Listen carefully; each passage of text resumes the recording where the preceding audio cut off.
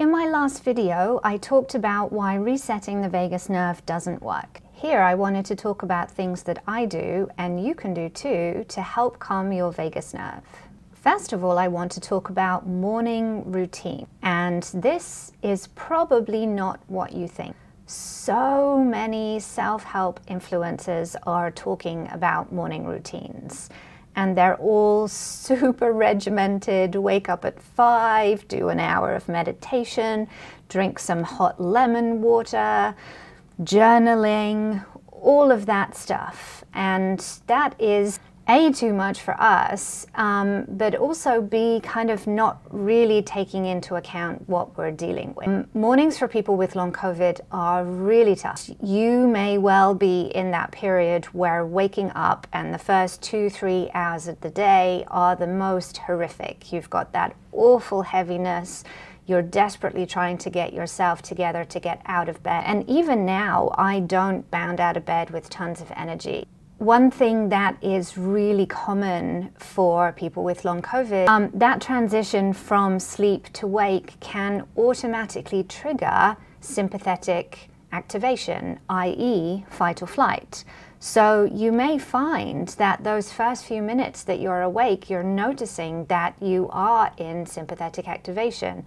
You may be a little bit agitated or kind of have some kind of anxiety-seeming symptoms. What I'm doing when I wake up in the morning is actually spending quite a bit of time lying there in that transition before I get out of bed. And there are many things that we can do during that time to cue our bodies back into a more relaxed rest and digest type situation. One of those is having pillows that are kind of comforting. So those may be pillows along your front, pillows along your back, both. Again, you've heard me probably speak many times about listening to your body, paying attention to what it needs, but giving you permission to take time with that transition from in your bed to getting to sitting up, getting to standing up, and taking some time just to soothe that body and to calm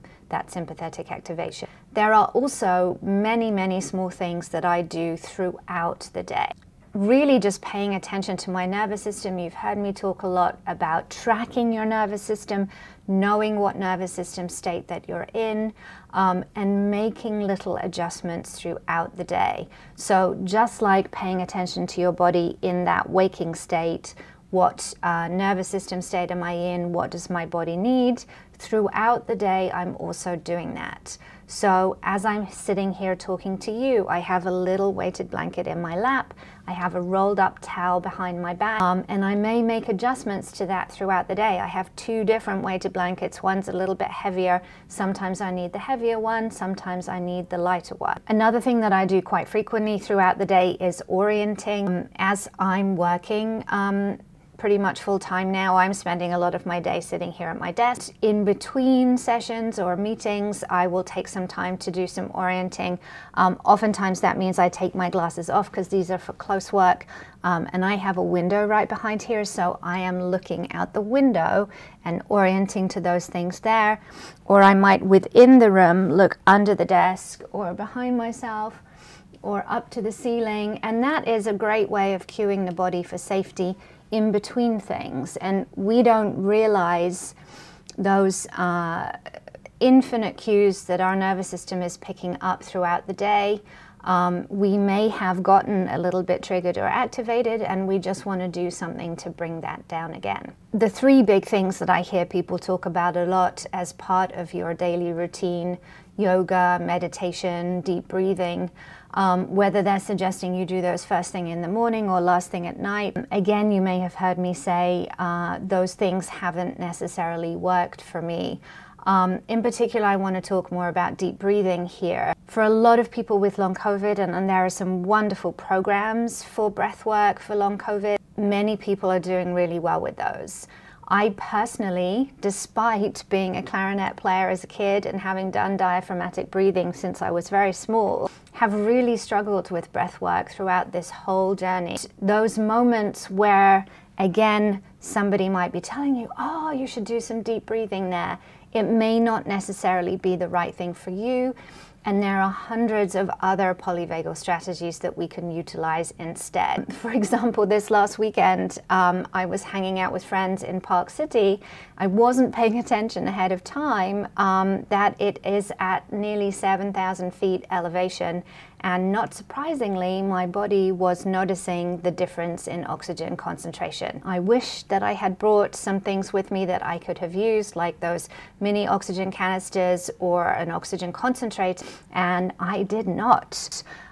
Lots of people were quick to say, hey Sally, why don't you do some breath work? But if I'm not getting any oxygen in the first place, why is breathing more gonna help me with that? If it does help you, absolutely. But if it doesn't, this is me giving you permission that it is absolutely okay. And a lot of the things that seem to be out there, people, as you know, will very often tell us what they think we need to do to recover from long COVID. And the very first one is usually yoga, and deep breathing is usually a close second. I'm giving you permission. If those don't work for you, it is absolutely okay. Caring for your nervous system is about checking in throughout the day and making small tweaks.